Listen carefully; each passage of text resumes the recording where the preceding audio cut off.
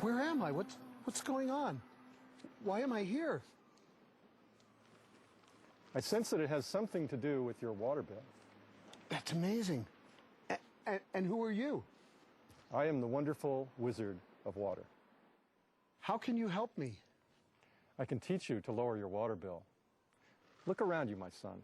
No one waters these mountains, and yet the plants are thriving. I know your garden, and I know that your watering practices are very wasteful. I don't understand. Can you explain more? Of course, my son. Come with me. First of all, this has to do with distribution uniformity. It's a very, very important principle. Closely related to that is the coefficient of friction and friction loss, the static and dynamic pressure of the system, the head spacing, whether it's triangular or square, whether you have a drip or sprinkler system, of course, and then the plants. We have Mediterranean climate plants, summer rain climate plants. You look confused, my son. A little bit. Look, I've got a better idea. Yes. Just watch this.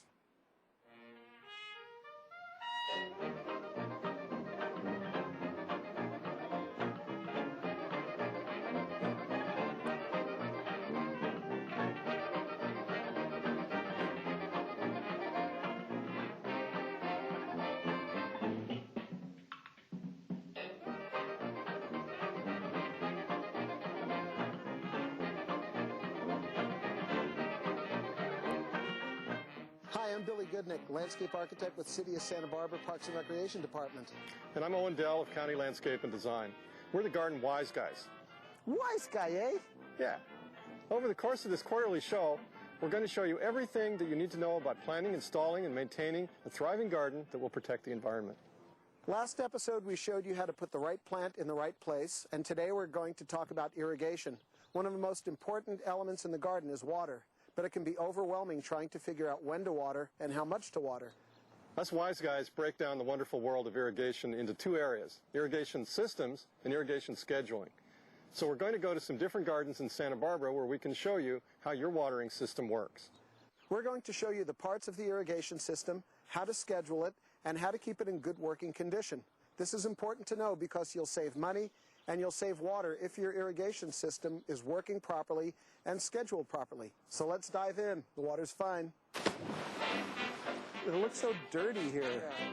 Yeah, and there's trenches and everything, but you'll get used to it.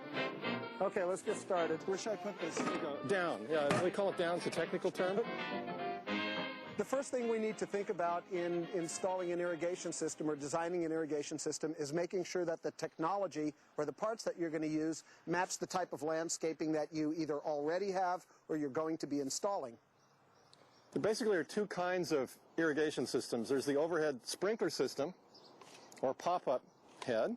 And then there's also the drip tubing that's becoming more and more popular. Drip tubing, which also makes a handy speaking tube. Sorry, Billy. Okay, so let's go over to the lawn. All right. What will be a lawn, and look at how these things work. Excellent. Let's go.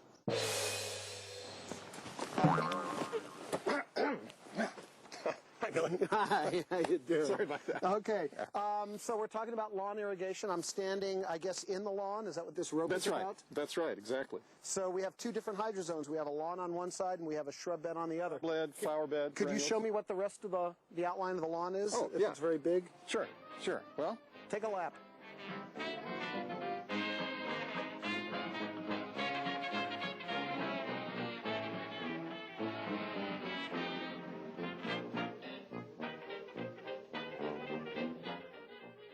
So at the corner of the lawn here, we're using an overhead spray, or what do we call it, airborne delivery air delivery, system. that's right. We have millions of little plants out there. They all need equal amounts of water, so there's no way we can just put a little here and there. We have to cover the whole area. I also noticed there's two different sprinkler heads in the corner of the lawn, and they've also got this unusual sort of pipe. I'm used to seeing this PVC pipe. This is pretty much standard operating procedure. So tell me a little bit about why two heads? Because of the shape of this lawn, we have a very large area that we're covering with this rotor head, which shoots actually all the way across the lawn. Shoots about 30 feet. And then this is a spray head, this one here, which shoots about 15 feet maximum, and that's going to cover this little close-in area. And the reason that we did that here is that we have a curved edge of the patio, and we don't want to shoot it with the big heads and get it wet. Now, as far as the tubing goes, this is called funny pipe, and it's flexible. And so there's two advantages to that. One is that you can get into this difficult area and just plop the head down and move it around if you need to. And the other is if you end up kicking the head over time, you don't break the pipe off underground. Bring forth the plant. Thank you. Away with you. Let's talk about standard drip irrigation systems. Typical stuff we've all seen around is this larger size pipe, and this can have the actual emitters plugged into it very close to the plant, or if the plant's going to be a little bit further away, there's what we call spaghetti tubing. The spaghetti tubing plugs into here with another piece of hardware and comes over to the plant. A little caution when we're using this sort of system, it's important to make sure this piece stays exactly where you want it. So often these staples are used and they'll hold the pipe in place. Another consideration when we're using this type of drip irrigation system, this is how big the plant might be when you first put it in, but if it's a plant that's going to gradually get bigger and bigger and its root system is going to spread, it doesn't make sense to just keep putting the water where the plant used to be. You have to expand the drip system and have more and more emitters around the perimeter of the plant, otherwise the roots have no reason to go out to where that moist soil is. Cue mark, get set, go!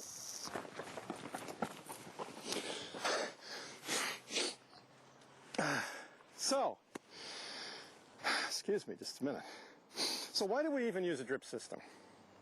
Well, the main reason is water conservation. Sprinklers spray water all over the place. A lot of it blows away, some of it runs off, and a drip system applies water through little emitters that just drop the water onto the surface where it soaks in and deep irrigates. Now this is an unusual kind of drip system. It's really the cutting edge of the technology. If you remember when Billy was talking, we have this problem of the plant outgrowing the emitters. Billy, may I have my plant, please? What we've done here is a grid system. This is a special type of tubing that has emitters located every foot in the line. They're really sturdy, so you can actually step on the tubing and not break it. And more importantly, when it's on, you get a little bit of water out of each one of these emitters. And so you get contiguous watering throughout the entire bed, rather than just point to point at each plant. It works much better, and even though it's a little bit more effort up front, in the long run, it's an improvement over the conventional approach.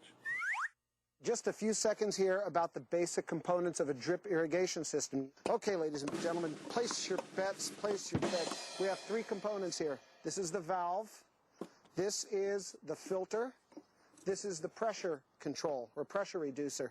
The reason we have these things, the valve, somewhere up this way is the meter at the street, so there's always water pressure coming in.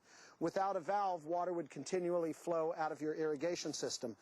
This little bad boy here is the filter, and because a drip irrigation system has the water passing through a fairly small orifice, it's important that the grit and rubble and things that might be in the water supply get filtered out first. One important thing to know is that eventually a filter gets clogged up and it needs to be back flushed and cleaned out.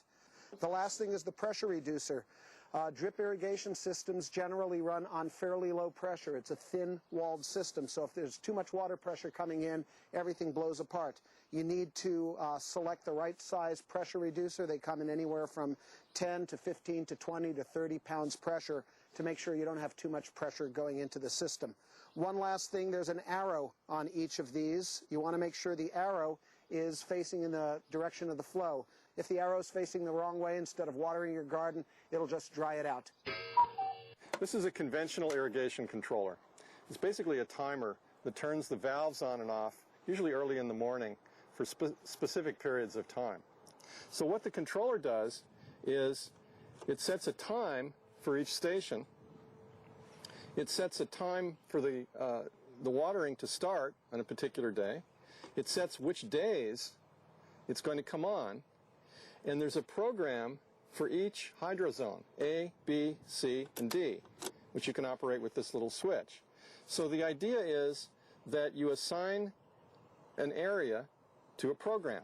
So let's say, for example, on program A, we have our lawns.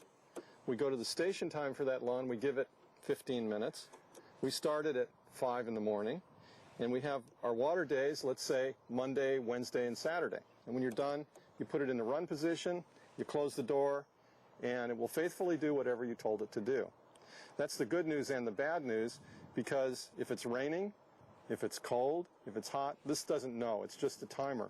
And so it has no feedback from the real world. Okay, let's get out of here.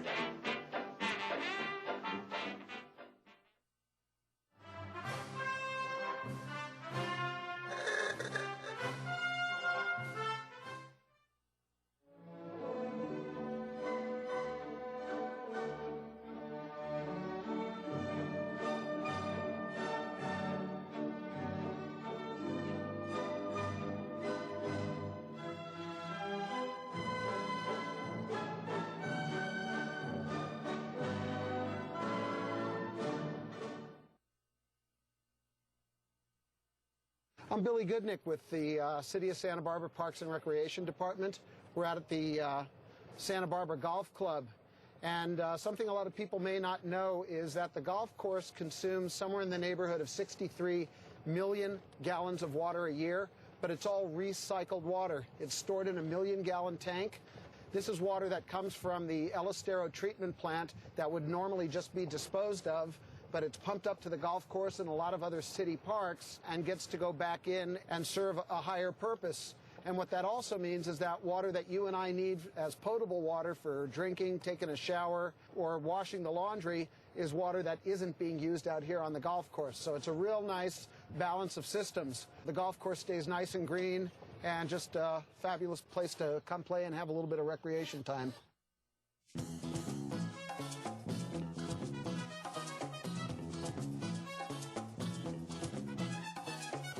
So Owen, let's say that you've just installed this landscape here. Everything's ready to go. The system's been tested. The owner of the property, the folks back home, need to know, how much should I water? It's a simple question. So how much should we water? Well, first of all, there's the plants. Now, in the upper Pleistocene era, the neotropical tertiary geoflora, the moderate tertiary geoflora... I think we need to simplify it. There's 5 basic ideas we need to know so that we can water properly, okay? We need to understand the plant type that we're watering, the type of soil that we're working in, whether we're in sun or shade, the amount of slope, and what kind of sprinklers we're using. So let's move on. Let's talk about plant types. You have certain plants that are high water using, others that are lower water using. You might want to get out a reference book like Sunset, see how much water the plants need, and make sure you're giving those deep soaks to the drought-tolerant plants and the more frequent irrigation to the more water-dependent plants. Okay, we talked a little about plants. What about soil? Doesn't that have something to do with how you run your sprinkler system? Absolutely, very important. Tell the folks at home. Well, you probably know about the fact that the Earth is composed of tectonic plates. That's number one. They slide under each other, they lift, you have earthquakes. You also have glaciation, which causes... Time. What? Time. Are we getting to the point here about irrigation? Well, I was explaining the glaciers. No. What we're talking about in soil is the soil's texture. Okay, a clay soil like this, you could make tea sets and stuff out of this stuff. It's so heavy. Once it's wet, it stays wet for a really long time. You don't have to water frequently, but if it's allowed to dry out, you have to put the water on gradually and slowly. If this were a more sandy soil, I certainly couldn't do this. It would just fall apart in my hands, and that's the water just moves very quickly through that sort of soil, so you'd have to water more frequently. So I guess the point that you were trying to make with the tectonic plates is if you have a heavy clay soil, water deep but really infrequently. Exactly. If you have I'm sure you were going to say that. I was going to say that. And if you have a sandy soil, you have to put the water on a little bit more frequently. So check the soil. So I would have to imagine that as you're helping the folks program their irrigation system, there's got to be some consideration of sun and shade. In fact, it's getting kind of hot here, so why don't we move into the shade? You know that in the 4 periods of the year, the 2 solstices, summer and winter, the vernal and autumnal equinox, the sun, when the sun passes the ecliptic, and the shade patterns change, the shade lines move. Once again, I think we're getting just a little convoluted here. So, what I understand from your fabulous, I mean, great understanding of it, we have some plants that thrive in shade, but it doesn't necessarily mean they need a lot of water. There's shade plants that occur naturally in dry climates. So we just have to keep an eye on the fact that the water's not evaporating quite as quickly and the plants aren't using up as much water. So how would I set my clock differently? Or how Well, would you I have a irrigate? different valve for each area, and you program it differently, and these plants might want more water. It just comes back to hydrozoning and understanding where everything goes.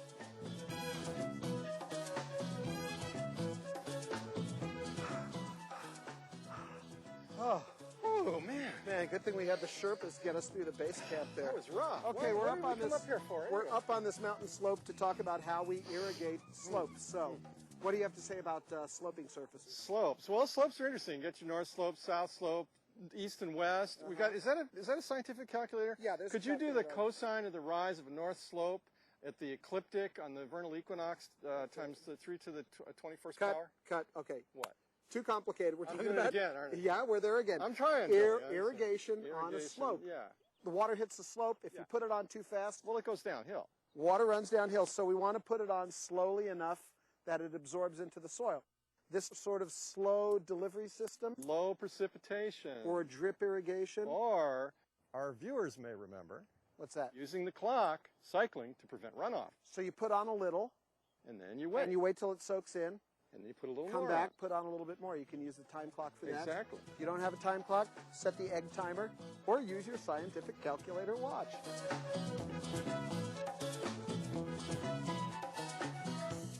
So let's talk a little bit about sprinkler types. Try to gear your answer to the folks at home who may not know a lot about this. Just give them a simple picture about what kind of sprinklers we use and how you use them. Ah, okay. How about this? Oh, sorry. Okay. So we're talking about these guys. We've got airborne delivery here. Same thing with those pop-up heads. Yeah, like this. Here's an example. Look at this thing. Way up there. There you go. That really honks. So what do we need to know about these guys? If it's windy, when do you use these? Well, no, you don't want to use these when they're windy because the water will blow away. So when do you water? Early in the morning. Early in the morning, middle of the night, when the wind is Right. calmer. Exactly. Okay. Same thing with the pop-up sprinklers. Same thing. I would imagine you also don't want to irrigate when there's a lot of bright, hot sun. Well, no, because it'll evaporate. Also, the water droplets on the leaf act as little magnifying glasses. They can scorch the leaf. Then we have the drip irrigation systems where the water is applied right to the ground. Like this one right here. A- Look at any this. limitation? Come here, check this out. Okay. Okay, this is your basic drip system. Okay. The drip system applies water very slowly. An emitter like this will apply about 1 gallon of water per hour to the soil.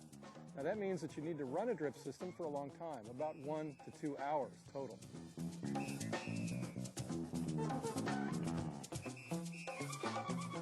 Now, an overhead sprinkler has a different sort of flow rate. This puts out 1 to 2 gallons per minute as opposed to hours. So we're going to run these for a shorter period of time, but we're going to run them more frequently. One really good resource is sbwater.org, which is a landscape watering calculator. You can go online, plug in the information for your garden, and it spits out a watering program that's customized for you. It's really super. And if somebody isn't using a computer, they can call up their local water agency. They'll dispatch somebody right to your door, come out and work right on site with you to come up with an irrigation schedule that's just right for your garden. Boy, great lemons on this tree. This thing's doing great. Okay, so what day is today? It's Friday, actually. It's Friday, and I watered on Wednesday, so we water 3 times a week. We should probably water today. No, that's not how you do it, Billy. No, you look at the surface of the soil, and if it's dry, you Oh, water. so it's based on how it looks? Yeah, look, it's Well, dry, this right? looks dry. Yeah. You know what would make more sense? If What's you that? could actually tell how wet it was down where the roots are. I wonder if I've got something Well, on that's here. a radical idea. Can opener. You sure? That should get me into the root zone. What do you think? Yeah. Okay. Hey, I'll- wait a I'll minute. check. Wait a minute. What? Billy, wait. What's What? that? I don't know. Huh. It looks like a sword or something. What is that? Oh, soil probe. I've heard, okay, that's soil that's probe. a soil probe. It's a soil probe. Well, let's see what it's Well, got. let's see here. Easy on the back. Wow, look Oh at that. man, that's wet. That's wet. What, at it this. doesn't, but it looks dry on the surface. So we This- don't need the water. I don't think so. Oh, I got an idea. Come on, knock it over here. Yes, you can get your handy soil probe and croquet mallet, and they're free through your water agency. So, Makes a great lemon juicer too. Watch this. Well, pretty good.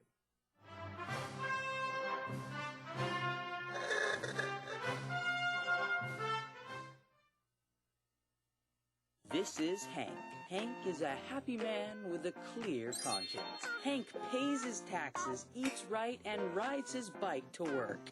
However, Hank's happy because he knows that he does all that he can to conserve water. Hank bathes for 5 minutes with a low-flow shower head. He only runs a full load of dishes and dirty clothes. And not to mention, he always keeps an eye out for leaks. All of these small habits and decisions ensure that water and money are saved. And that's a reason to smile.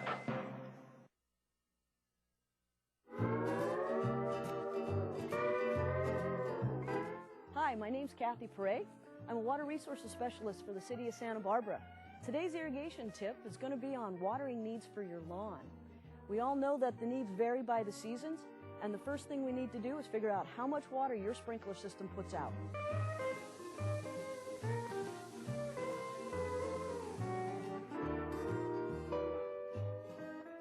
Well, it's time to play in your sprinklers. We're going to use these catch cans today that we got from the water agency. It has increments, half-inch, quarter-inch.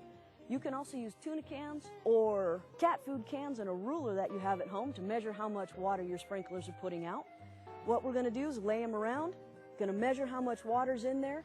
If you want to actually get some good resources on exactly the steps to do this, get the watering guide from your water agency or go online to sbwater.org.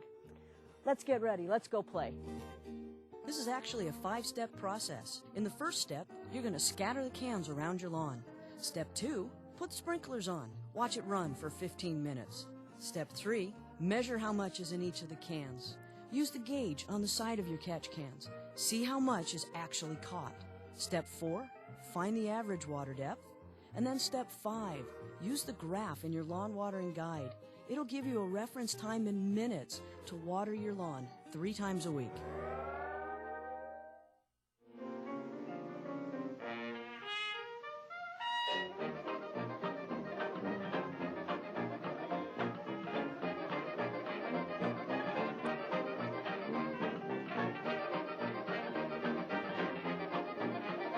How'd you get in there? You might use that gate there. Oh, cool. Okay.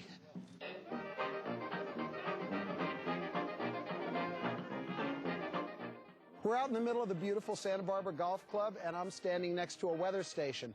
This has a few key components to it. It has an apparatus that measures the humidity.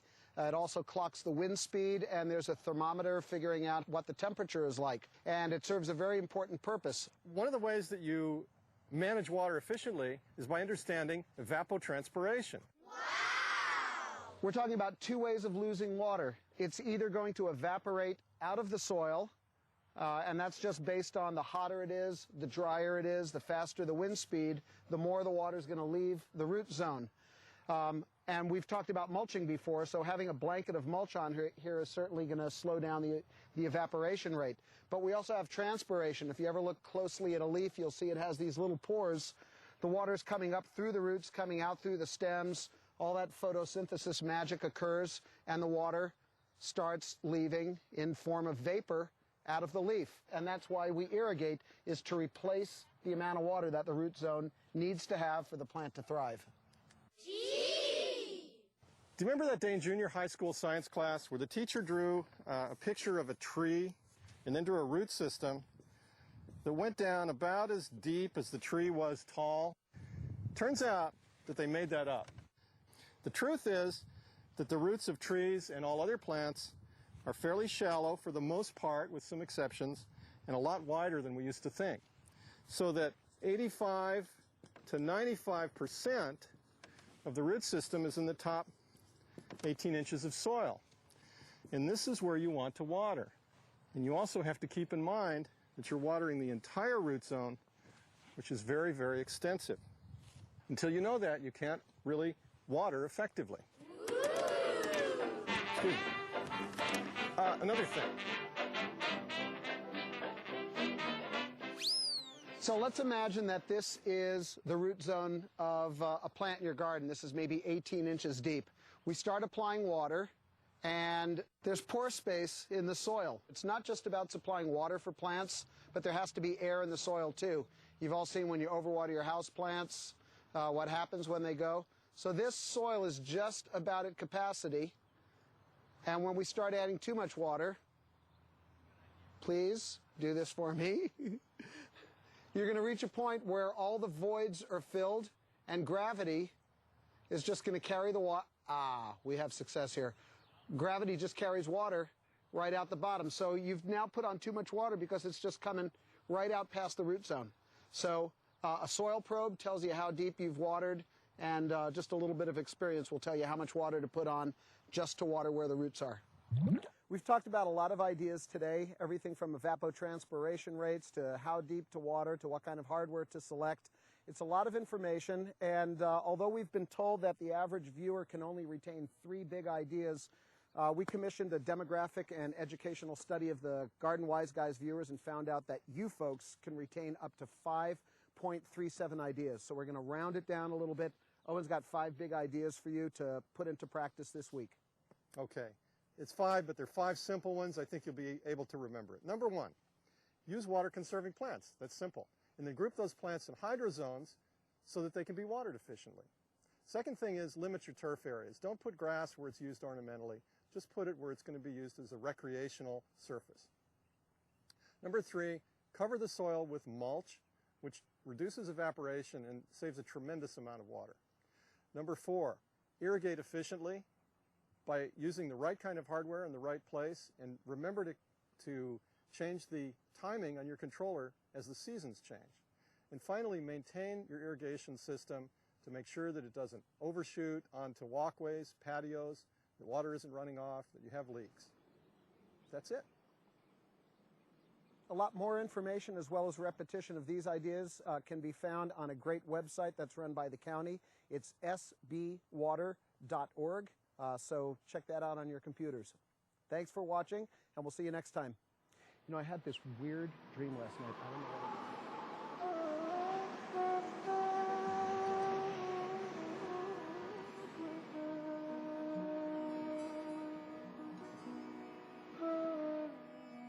Wonderful Water Wizard, I've learned so much from you and from watching the Garden Wise Guys. This has been a fabulous experience. I'm happy to have helped you, and may all your watering practices not only help you with water conservation, but bring you these new lower water bills and lead you to a higher and drier place. Thank you so much. By the way, these split ends, you know, I've been working on that. If you use a conditioner, well, and you got to leave it in at least. Who's your hairdresser? I need somebody.